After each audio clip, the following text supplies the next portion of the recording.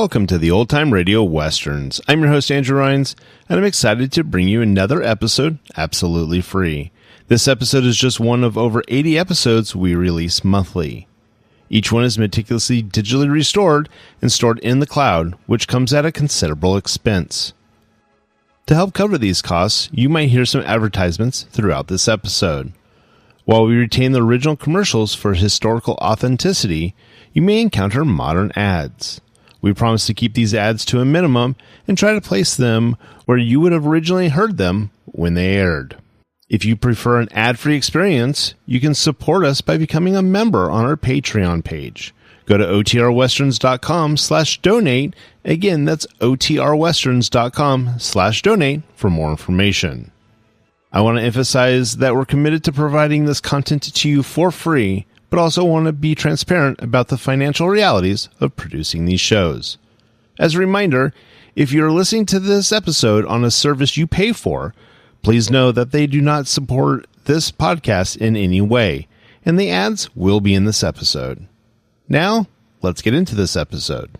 This episode is going to be The Lone Ranger. Original air date is June 21st, 1948, and the title is Fort Laramie Incident. Hope you enjoy.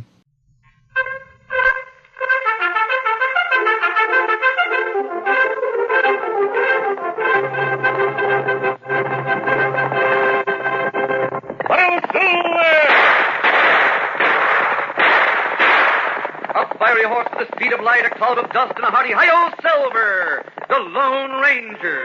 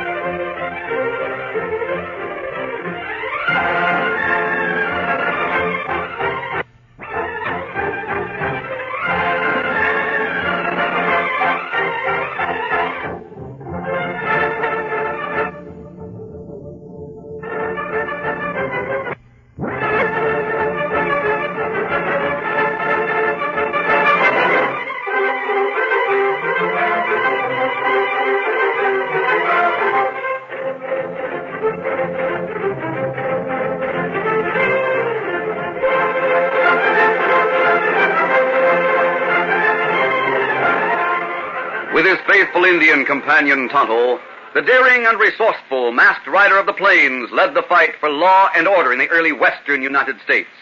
Nowhere in the pages of history can one find a greater champion of justice. Return with us now to those thrilling days of yesteryear. From out of the past come the thundering hoofbeats of the great horse Silver. The Lone Ranger rides again. Oh, Silver! Let's go, big fellow! Hi-yo, Silver! Hi!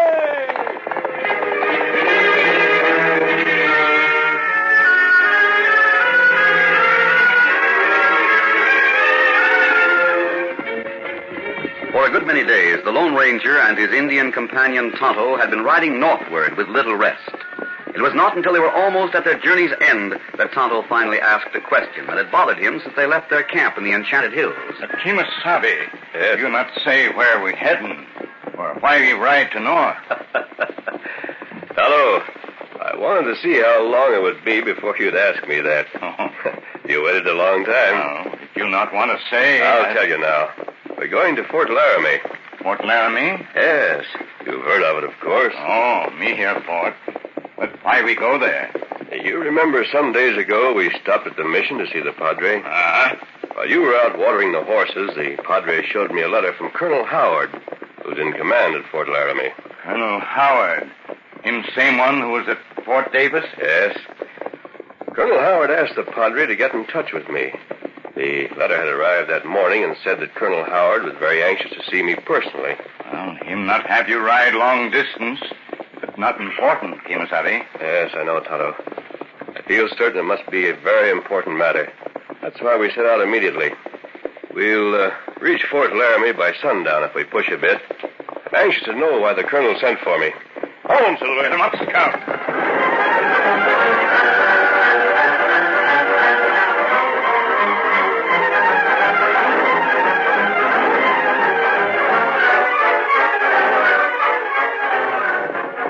It was a little before sunset when the Lone Ranger and Tonto drew rein on the outskirts of Fort Laramie. Oh, Silver. Oh, come on, fella. Quiet. Why we stop, Kimasabi? Before approaching the fort, Tonto, I want to put on a disguise under my mask. Oh, that wise. Let me help you. I got the kit from my saddlebag. Here, hold my mask, Tonto. Me take it. I'll apply a bit of this berry dye you made up. No, you put scar in face, maybe? Yes, I'll have you fix that in a minute. Just a second till I get down across here. There. I'll hold the mask while you make a scar across my cheek. Well, that not take long. Here mask. Thanks. Make the scar realistic looking, Tonto. Yeah. Me do it. As soon as you finish, I'll put the mask on again, and we'll ride on to Fort Laramie.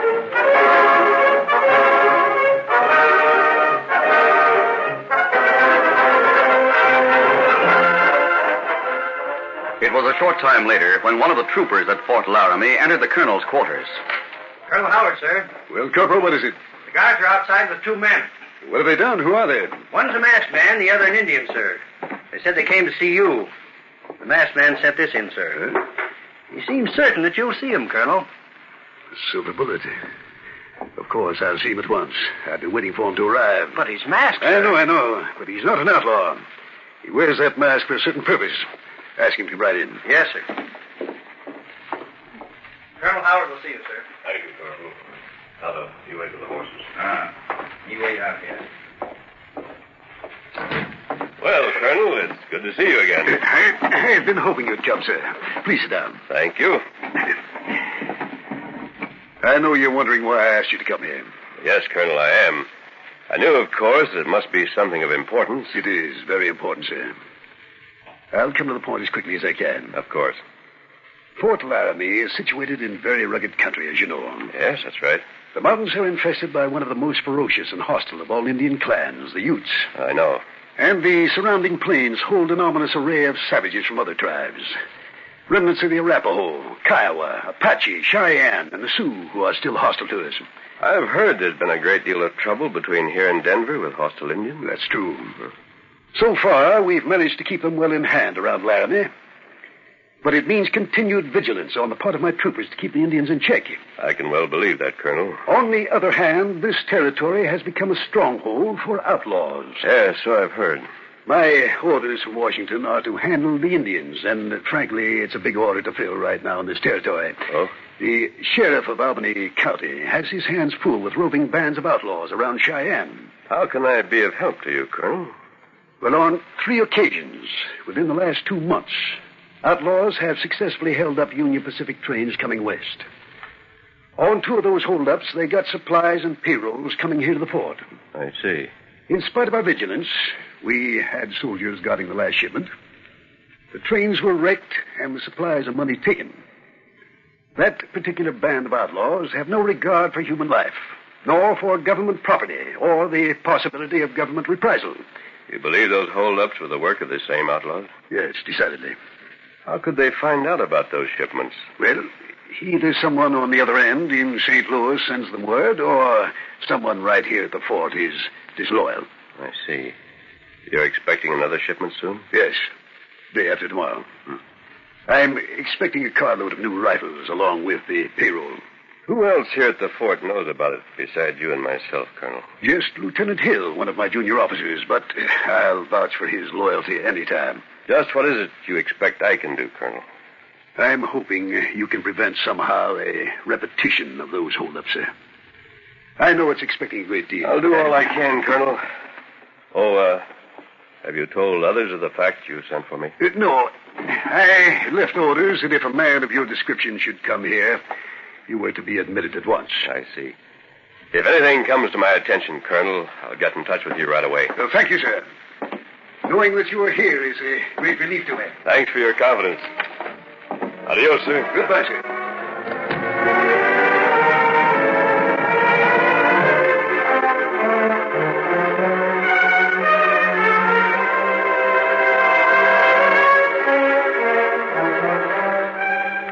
Meantime, in a hideout in the mountainous region outside of Laramie, a heavy-set man by the name of Greg Beeler, an outlaw chief, sat in his headquarters talking to a hard-featured young man who had just entered. Well, Nolan, got any news for me this time? That depends on what you call news, Greg.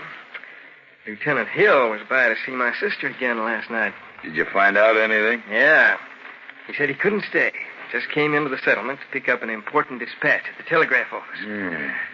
That must mean another shipment is ready to leave for Fort Laramie. That's what I figured.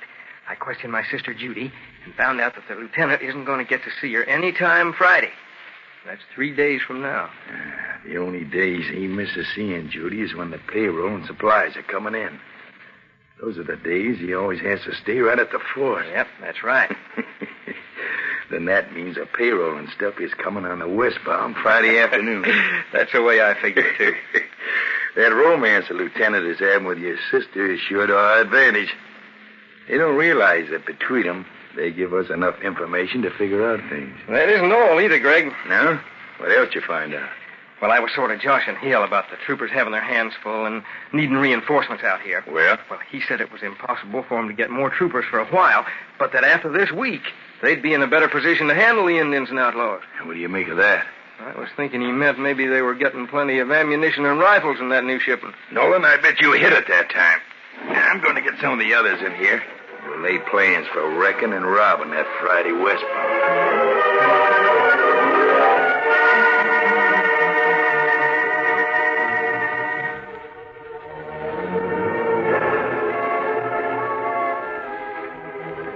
After leaving the fort, the Lone Ranger and Tonto went into the hills and made camp. The Lone Ranger told his Indian companion the result of the meeting with Colonel Howard. You think maybe Lieutenant take word to outlaws Kimasabi? The colonel says he trusts Lieutenant Hill, Tonto. Of course, it's possible that Hill is disloyal in spite of how the colonel feels about it. Oh, that's right. I'll get a description of Hill, and we can keep an eye on him. The outlaws are getting information from someone, that's certain. I'll talk to the colonel again in the morning. The outlaws are planning to hold up that train. We've got to get a line on them.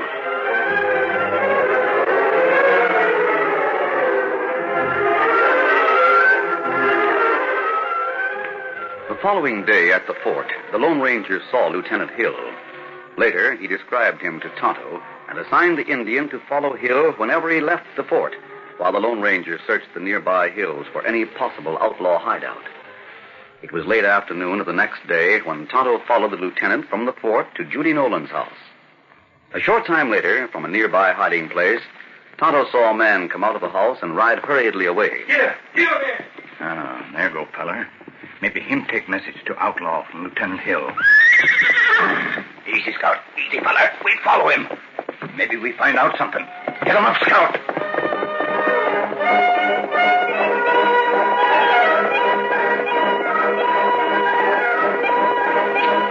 Tonto followed Nolan for several miles. Finally, coming around a bend in the trail, he discovered Nolan was not in sight. Since the trail was hard and dry, Tonto had to stop to check on the hoof prints of Nolan's horse. Oh, Scout. Oh, feller. Oh, yeah. We look for signs, Scout. Here. Here, hoof prints. Fella, go on the trail further. Get him up, Scout. Tonto rode on slowly, watching for the place where Nolan had possibly turned off the trail. He approached a spot along the trail where there were many boulders on the hillsides. Suddenly... Oh, Scout. Oh, fella. Easy, fella. Turn around and go back, Injun, or I'll tell you for the left. I got you covered from behind this boulder. Tonto heard the voice, but he couldn't see Nolan, who was well hidden behind one of the boulders. He sat motionless for a moment, feeling that perhaps if he did turn around to go back, he might get a bullet between his shoulders from behind. You heard what I said, Injun? Turn around and get going. The Indian's keen eyes moved in the direction from which the voice had come. This time, Tonto saw the glint of a gun over the top of one of the low boulders. Then his motionless figure sprang into fast action. Me not turn back.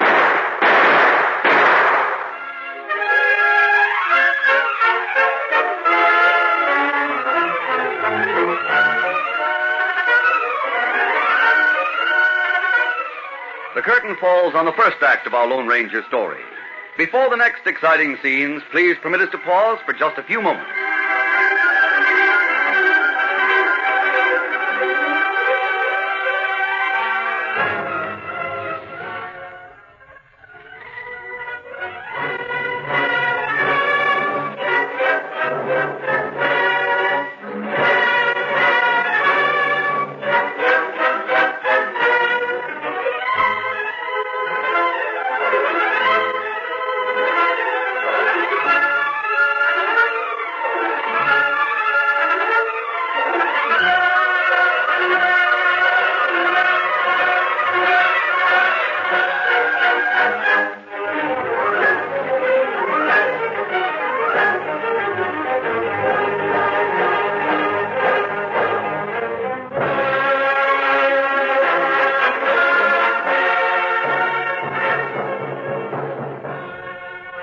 Now to continue our story. Tonto's sudden decision to stay and fight had taken Nolan by surprise. As he threw shots in Nolan's direction, the Indian took advantage of the moment to ride behind a large boulder just off the trail. Get him up, Scout! Oh, Scout, oh, fella. Oh. Him plenty surprised, Scout. Get there. Oh, fella riding away in a hurry. Maybe lead us into another ambush. We go back and tell Lone Ranger. Get him up, Scout.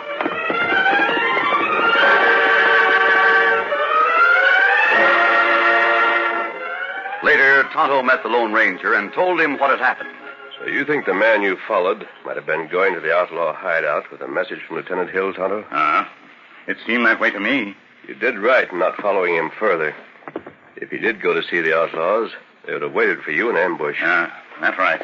We'll go to the fort and report the matter to Colonel Howard. Easy, big fella. Scout, easy. Come on, Silver. Scout.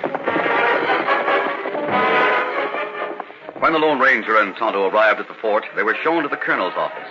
Two men were there, Lieutenant Hill and Jim Nolan, whom Tonto recognized as the man he had followed. The colonel explained. Jim Nolan came to Lieutenant Hill and reported that he had been followed by an Indian on the trail to his mining claim in the hills. Now he says the Indian was Tonto. That's right, it was him. That's right. Me think maybe you outlaw. That's a funny one. I can vouch for Jim Nolan, sir. I see. Lieutenant Hill is engaged to Nolan's sister, Judy. Naturally, he knows Jim very well. Tonto seems to have made a mistake, as you said, Colonel. He saw Nolan riding into the hills, becoming suspicious, followed. I understand there was shooting. Sure. As soon as I found out an Indian was following me, I decided not to take any chances. I warned him with a bullet and told him to turn back. That's right. Well, fortunately, no harm was done. Jim came right here to the fort and told me about it, thinking your friend might be a hostile Indian. If I was in with outlaws, I sure wouldn't come here like that, mister. Maybe not. Why do you say that? Oh, no reason at all. Forget it, Nolan. Well, Colonel, we were coming to report the same incident, so there's no need for us to stay longer. The colonel tells me you're trying to help us find out... There's no need to mention that now, Lieutenant. Of course, sir. We'll leave now. Goodbye, Colonel. Goodbye, sir. Come along.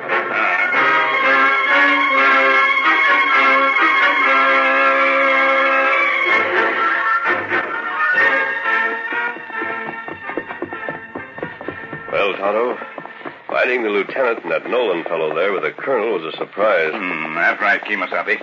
The lieutenant talks too freely in front of Jim Nolan. You think him tell truth about going to mine claim? Could be. But I'm still not satisfied about either him or the lieutenant. And what we do now, Kemosabe? Those two are working together for the benefit of outlaws. They'll be on guard against us from now on. We'll camp for the night.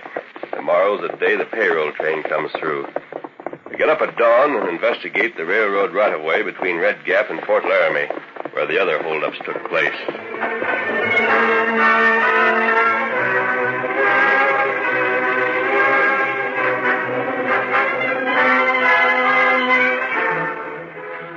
That night, Jim Nolan made a report to the outlaw chief, Greg Beeler. Greg, I come out to tell you there's a masked hombre with an Injun who are here to help prevent a holdup. Masked hombre, you say? Yeah, rides a big white stallion. Seems to have the run of the fort, too. Hey, that sounds like the Lone Ranger. A Lone Ranger? Who's he? Now, look, Nolan, I've been around. When I was riding trail south here a year ago, I heard about a masked hombre riding a big white stallion. Seems he works on the side of the law. He's got a mighty terrific reputation. Holy smoke. And I'll bet that's him, all right. Yeah. We'll have to watch our step. The engine started to follow me out here this afternoon. What? Now, calm down. Don't get excited, Greg. But if he got a line on where you were coming, he'll tip off that masked man. I'm smarter than you think. I doubled back and went to the fort to report that I was followed on the trail to my mining claim by a hostile Indian. Did they fall for that? Sure. And the masked man and engine come in while I was there. The colonel and the lieutenant convinced them it was all a mistake. Good. Yeah, they were smart on your part, Nolan. Well, Marty, the men are ready to ride to the canyon, Greg. The moon's come up, so it'll be easy doing what we have to do. Good. I'll go along to see that it's done right. Sure. You'll have to tell us just how it's to be fixed. Want me to go along, too? No, you better get back home. Just in case someone's snooping on you. Come out and join up with us in the morning. All right. We'll get those rifles and payroll in spite of that masked man. See you in the morning.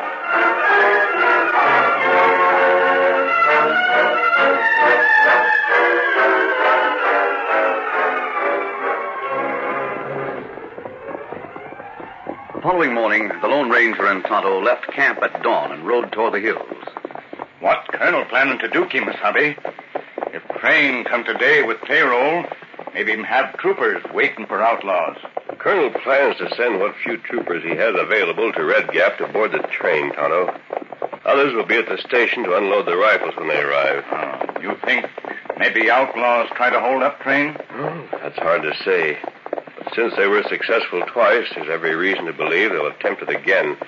The Colonel thinks so, or he wouldn't have sent for us. Well, that's right. I didn't like the looks of Jim Nolan last night when we met at the fort. I still think his connection with Lieutenant Hill is a perfect setup for getting information to the outlaws. Well, you not trust Nolan. Why we not watch at his house some more? Nolan would be on guard. He'd lead us on a wild goose chase while the outlaws went ahead with their plans. Oh, that's right. Oh, Silver, hold got no fella. Easy. Why we stopping, Kimasabi? There's the railroad tracks just ahead of us, Tonto. Oh, yeah. Tracks run through small rocky canyon just ahead. Yes, I know. You take the trail that goes around that ridge, Tonto. I'm going to ride through the canyon to inspect the right-of-way. We'll meet at the other end. Keep your eyes open. Come on, Silver. Come on, Scout.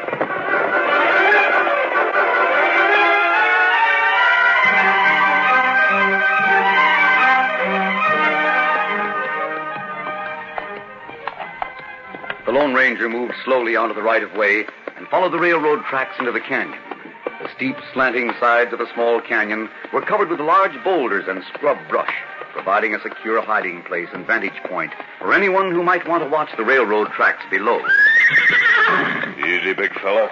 Thinking Silver's whinny had been a warning, the Lone Ranger glanced keenly at the slopes on each side but saw nothing. Then once again he fastened his eyes on the right-of-way. Suddenly he saw something that set his nerves tingling. The spikes had been removed from one small section of the rails, enough to throw the train, which was due at any moment, smashing into the rocky side of the canyon. The Lone Ranger didn't change his expression or Silver's pace. He knew now that Silver's whinny had been a warning that the many boulders hid outlaws waiting to swoop down on the wrecked train. He knew, too, that they were probably watching him, waiting to see if he discovered their plan. Steady, fella.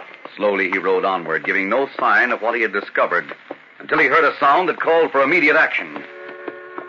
The train's coming. I'll have to stop it before it comes around the bend. Come on, Silver. Silver sprang forward and raced along the right-of-way. Bending low over the pommel of the saddle to avoid the flying bullets, the Lone Ranger urged his gallant horse to greater efforts. Faster, big fella. Come on, Silver! In a short space of time, the masked rider rounded the bend out of reach of the outlaw bullets, headed for the canyon opening beyond, which he could see the oncoming train. Removing his neckerchief, he waved it over his head as he rode in the middle of the tracks toward the shrieking iron monster. They've got to stop. They've got to. Come on, Silver!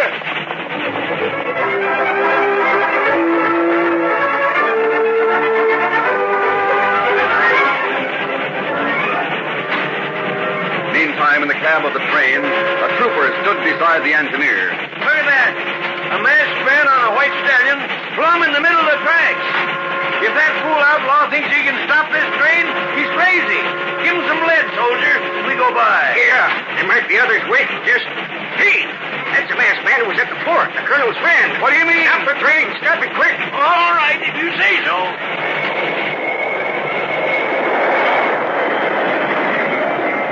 Whoa, Silver, whoa! The tracks have been tampered with. The canyon's full of outlaws. Holy mackerel. We'd have been wrecked. How many troopers are on the train? About 20. Back in the first car. We all got on at Red Gap. Get those troopers off now. Then back the train to Red Gap. Hurry before the outlaws have a chance to get their horses. Right. I got a bugle here to give them warning. Have them come on the run. Won't shut up, them. Oh, keep us on the Tonto, take a couple of troopers. Right along the left rim of the canyon. Scatter any outlaw horses you find there. Hurry. Me do it. Send a couple of troopers along the right rim to do the same thing. Then the rest of us will go into the canyon.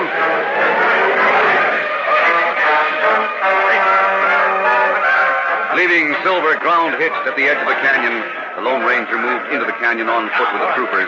He had them scatter, spreading out along the sides of the canyon, firing at anybody they saw among the boulders. Moving slowly forward, the troopers made every shot count. The Lone Ranger in the lead was determined that none escaped. The troopers were amazed and encouraged to see the way he disregarded the danger of whining bullets. Oh, let them get up to the rim. Moving amongst the boulders with blazing guns, the Lone Ranger finally came upon the man he had hoped to find, Jim Nolan. Nolan, you're the one man I want. Hey, it's a man's man. No, you won't. My leg. Drop your gun, you. I'll give you the same. Don't shoot. Your plan failed. Troopers haven't let one man escape. The fight's over. You and a few others, Nolan, have some explaining to do to the colonel.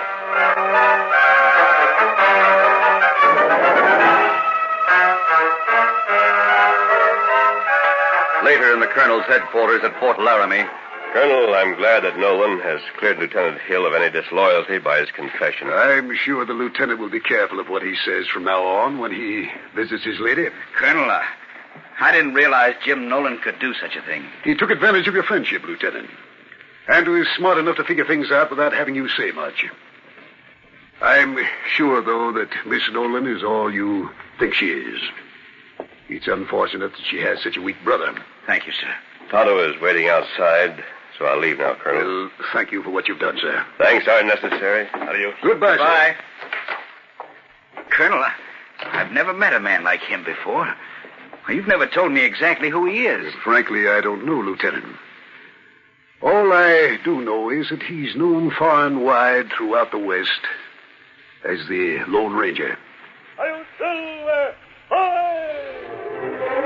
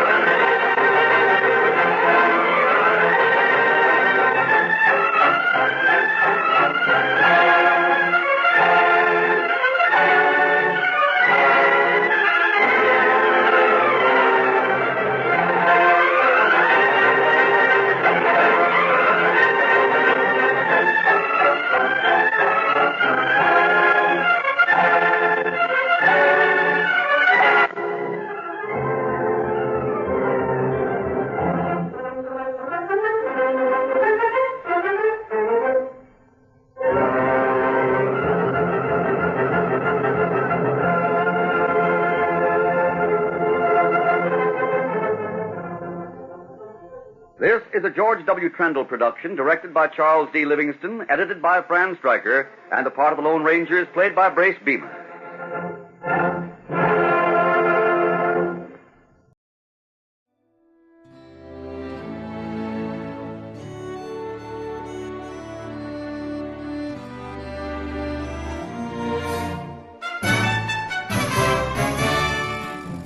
This has been a presentation of OTRWesterns.com, and we hope you enjoyed.